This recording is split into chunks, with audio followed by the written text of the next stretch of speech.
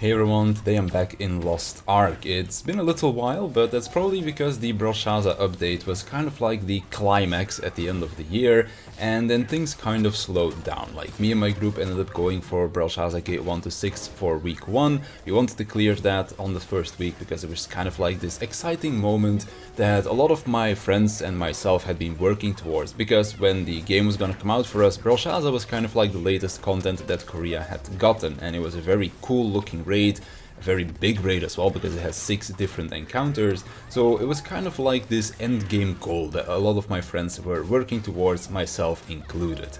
And after we cleared it, did a couple of re-clears the weeks after that, things slowed down quite a bit. There weren't really any immediate class releases, like the next class release was going to be 4 months away, ended up being shortened to 3 months, but still 3 months is a very long time. And outside of that, the only thing to look forward to was Rowan, which is the PvP continent, which a lot of people, myself included, also don't really care about that much. Like, I did interact with Rowan, I've almost finished my adventure tome, which I will be finishing probably sometime in the next few weeks. But the content itself, like the battlefield content, for example, this week, or well, last week I guess technically, Tulabik came out as well, which is like a very large-scale PvP like battlefield essentially. I tried it yesterday and honestly I didn't really like it at all, so outside of like trying out the content once, I'm not really going to be interacting with that content much. I'm more of a PvE kind of player, especially in Lost Ark, and there wasn't really any PvE content to look forward to for a very long time. And because of that, I decided to take things a little bit slower, stopped doing all of my dailies and weeklies, like diligently I guess you could say, and I started kind of putting my time into other things. A couple of other games came out that I wanted to play, some existing games got updates that I wanted to interact with, so Lost Ark was kind of put on the back burner. But that doesn't mean that I haven't been doing anything in Lost Ark, because this little content lull, I guess you could say, gave me the time to kind of do things that I've wanted to do for quite some time now. So the first thing that I ended up doing is I ended up making a summoner. Now, summoner is a class that I never liked whenever I tried it out. Like, back when the game first came out in Korea, we had the character prologues. So for those that don't know, there is a reason why we start at level 10 now, and you don't start at level 1. So way back in the day, you would start at level 1, and you would play kind of through a class story that would bring you from level 1 to level 10. And when it came down to the mages, which I wanted to play an Arcanist back then, you would play as a summoner, because summoner was the base class of the mages. So you would play from 1 to 10 to this character story, and then once you finish that, you were sent to Trixion, where you could then choose your specific class. You could choose between Bard, Summoner and Arcanist, as those were the 3 classes available at the time for the Mage class. And all of the other classes had that as well. I believe the Warriors, you would start with Berserker, then you had the Martial Artist, which started with War Dancer, and then once you finish your class story, you get to go to Trixion and choose your specialized class. Now, when it came down to the mages, as I mentioned, you played Summoner, didn't really like it, but I was also very interested in playing Arcanist, so that's what I took for my very first playthrough. However, I did try out Summoner again on the Russian server, where I actually spent a decent amount of my time, but didn't really get too far because it didn't feel that good. And again, I tried her during the closed beta test of the Western version as well. Just wanted to give her like one last try, because she was, at that point at least, going to be part of the starting lineup, and I wanted to see if I liked her, yes or no. In the end, didn't really like her, so I wasn't planning on making a summoner at all when she was going to be releasing alongside the Brelshaza raid. However, a few weeks after Brelshaza had come out, a couple of my friends picked up Summoner, they had high praise for it, and a friend of mine decided to start playing the game as a new player. By the time that my friend reached level 50 by playing through the story, I ended up knowledge transferring a Summoner to North Vern to kind of play alongside him, do the Guardian raids, do the Abyss dungeons, that kind of stuff. And I wanted to just give Summoner a real try, because after this past year of interacting with the game, I now have a whole lot more knowledge about what a class might want and what classes need to feel good. And what I wanted to do with Summoner is I wanted to play the version of Summoner that interacts with the identity gauge. But if you want to play a class that focuses on the identity gauge, you're most likely going to be playing the specialization version of that class.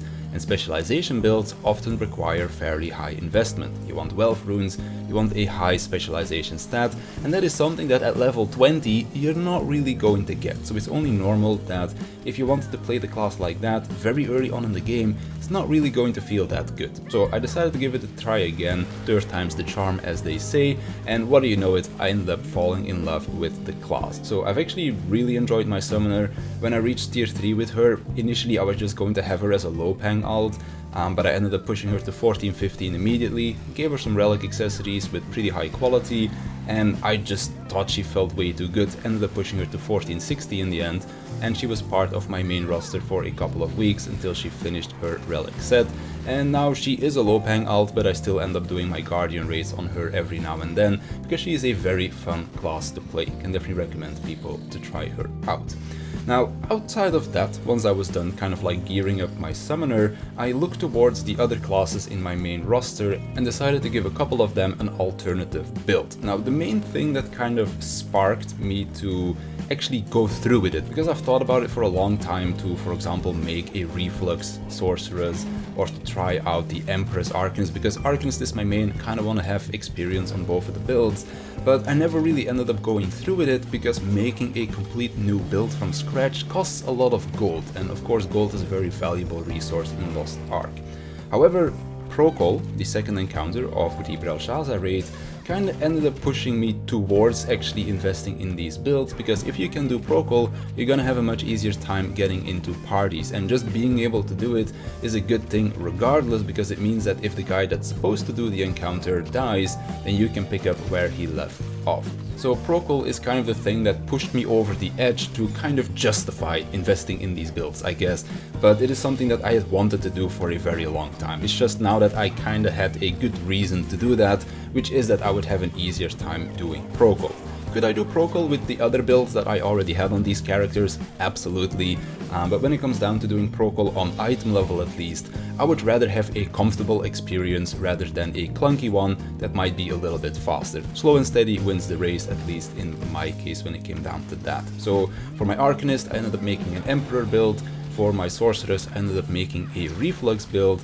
For my Striker, I ended up going back to a Swiftness-based Esoteric Flurry build. For my Striker, like, he's gone through so many things at this point. I started off playing Esoteric Flurry for a very long time until I decided to get him Brelshaza ready. At that point I switched over to Deathblow to try that out. Fell in love with Deathblow, but I still enjoy playing Esoteric Flurry from time to time, so I was actually really happy to make an Esoteric Flurry build for him again.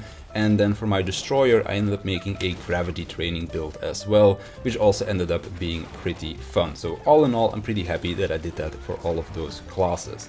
The only one that didn't get an alternate build was going to be my Scrapper, because she's already a Swiftness class, because I play Swiftness Taijutsu. And Shock Training, while I have tried it a couple times in Trixion, it didn't really suit my fancy, though that's why I didn't end up going for it, and I also didn't really need it to do Procol, because she already does Procol just fine on her Swiftness Taijutsu build. So those are kind of like the things that I've been doing over the last 3 months. Invested in a summoner, just slowly been doing dailies and weeklies here or there, and then I made these alternative builds. So that then brings us to last week, Wednesday, where we get a new patch. Now, as I already mentioned before, Tulabik came out, which is a new PvP, like large scale battlefield content kind of thing. I don't really know how to describe it really. It's essentially just a meat grinder in PvP.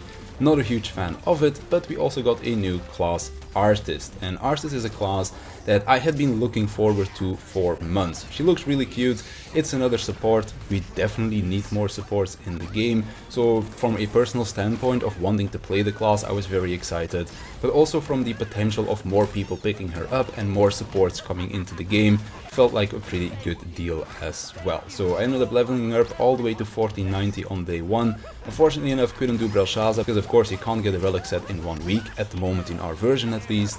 But I'll be able to do that next week, because they made some changes to how the relic system acquiring works. So right now, the first 5 times that you do Valtan and Vicus, doesn't matter if it's normal mode or hard mode, you get double relic drops. So that means that you can get a fully functioning relic set on the 2nd week that you have a character doing these raids, provided that you are doing hard mode. So that was a really nice change that I'm now going to be able to have a 6-piece relic set on my Artist on next week's reset, which is just kind of amazing, because otherwise it requires a minimum of 3 weeks and you also need to buy auction boxes at the end of the raids. Nowadays you don't need to do that anymore, so really cool. So Artist itself, very fun class to play, just excited to see more people playing support as well, and hopefully at least some of them actually stick to playing it so that our support shortage isn't as horrible as it has been in the past. Now, when it comes down to a new class, there's usually some events going on as well, and we have 3 of them right now. So first of all, there's a power pass that gets you to 1340 immediately and sets you up with Argos gear, so you don't have to do the Oreha Abyss or the Argos Abyss raid if you want to just gear up your class. Still recommend you do it though for the experience and also the accessories and such, and other like materials that you get from doing it alongside gold, but you technically don't have to do it anymore. You can just go right away to the item level that you want to go, which there's also a Hyper Express event that gets you to item level 1445 pretty quickly as well. Really cool thing about this Hyper Express is that there's also engraving support. So this allows you to just select 4 engravings of your choice. You can change these whenever you want to as well, by the way, and you can just equip them to your character. Doesn't matter what accessories you have, you just click the button engraving support and you get the 4 engravings that you selected on the menu. Incredible change, and I hope that this stays in the game as well every time they do a Hyper Express event, because it means that you can boost the character as high as you want. You don't have to care about like completely gearing them up before you can jump into content. You just select the engravings that you want and you're good to go, provided you of course have like some accessories with the correct main stats, but that's not that difficult to get, especially when you're doing Oreha Abyss, Argos, and you also get a bunch of relic accessories when you finish the Hyper Express event, and then this engraving support is going to stay around until the end of the Hyper Express, which is like 3 months from now, I believe, which is plenty of time for you to actually gear up that class. Now, outside of the Hyper Express, there is also still a Story Express. What this is basically if you have a level 1 character that hasn't done any story, you can enable them to do Story Express, and then you can just go from level 1 all the way to finishing the entire story of Lost Ark without ever having to interact with the endgame content itself, because that's kind of like a stopgap.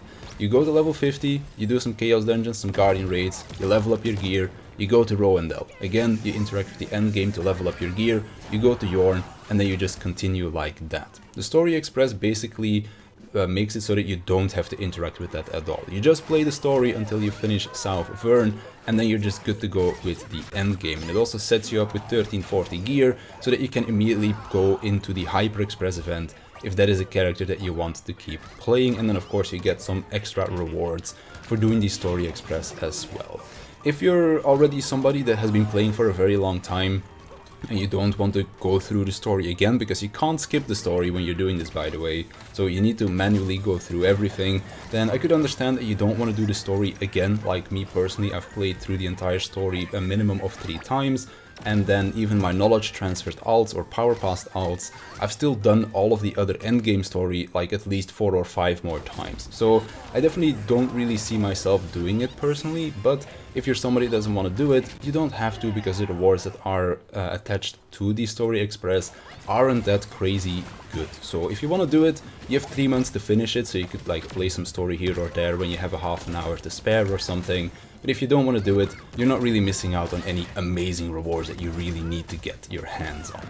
So those are like the events that are going on right now. However, there's also some permanent changes that were made. So as I already mentioned, your first 5 clears of Valtan and Vikers are going to have these double relic mat drops, so it's going to be a lot easier to get your relic sets. But they've also made the honing process to 1445 a lot easier. So they've increased the honing rates, they've decreased the material costs, and they've also made it so that you do not have a gold cost attached to honing anymore. There is still the gold cost in terms of needing the fusion materials, like the ones that you craft, like you gather, then you craft them. But outside of that, there is no more raw honing cost every time you attempt to hone. So this takes out a lot of gold that is needed for you to get to 1445, which I think is a great thing for new players, because every time some of my friends have tried to come into the game, they reach tier 3, because tier 1 and tier 2 again doesn't have gold attached to it anymore. But when they got to tier 3, they don't really have any gold to get, because a lot of the early game gold has been taken out to kind of combat the bot issue that the game has. But then they reach tier 3, Now they need a decent amount of gold to hone, and they just don't have any. So them taking this out to 1445 I think was a pretty cool thing. This did mean that a lot of the gold that you earn going from 1300 to 1445 has been nerfed, but in the grand scheme of things, it's not really that much gold that you're going to be missing out on if you are a current endgame player. The main thing that might change is that you're now doing Vicus hard mode instead of Valtan hard mode if you really care about maximizing your gold gains in the week. However, the honing changes I think are really fun because it means that I now have more incentive to actually level up my alts that I've had sitting at 1300 for a very long time. It's what I ended up doing with my Devblade. Like, my Devblade was one of the first characters that I played in the game. I got her to 1370 to do Argos on release as well, but she's kind of always set at 1370 because I decided to invest in getting other classes geared up instead. And now with this like new honing change, I decided to just push her to 1445. I still had a bunch of leftover materials from my artist, so I decided to spend them on my Devblade instead. Very happy I did that, reached 1445, got her a build set up, and now she plays fantastic as well, and I can have some fun with her into the raids if I want to do that as well. And when I now do these raids, it's also going to be a whole lot faster for me to get my relic set, so I don't have to invest as much time on her raiding when she's not part of my main roster. It's my gold earners to actually get her the gear, which feels fantastic. There's also a balance patch, which I haven't actually taken too much of an in-depth look into that. I just know that most of my main characters didn't really get touched that much. I know that Berserker has got some really cool changes, so I'm definitely going to be checking those out, because my Berserker is kind of like the next character on the list that I might push to 1445, but that still remains to be seen depending on when Aeromancer is going to come out in the future. But if Aeromancer is very far out, I'm probably going to be leveling a Berserker at some point. And there's also been a lot of other changes, like I know that Sharpshooter got touched quite a bit as well, although I'm not 100% sure it was for the good or the bad. I don't have a Sharpshooter myself yet, although I am kind of considering taking one through the Story Express, but that's still under very big consideration, because I'm not quite sure if I want to play through the whole story again, because I'm not sure if I just simply have the time to do that. But yeah, basically lots of changes, some stuff that I've been keeping myself busy with for those that might have been interested in that. Still enjoying Lost Ark so far, and I'm definitely still going to keep playing it for the foreseeable future as well. Right now, really enjoying my artist, looking forward to next reset where I can finish her relic set, and then with all of these honing changes, I might get a couple of alts that have been low-paying slaves for the last few months, up to 1445, give them some gear, and then enjoy them in Descaluda. Maybe do like Vicus normal, Valtan hard mode, that kind of stuff. Just enjoy them there. But that's pretty much all I really want to talk about. The video is already way longer than I kind of was expecting it to be, but I just kind of want to catch you guys up with what I've been up to in Lost Ark and talk about some of the things that have come out in last week's patch. And yeah, that's kind of going to do it for me. So I want to thank you for watching. I want to thank my patrons for their support, and I'll see you in the next one.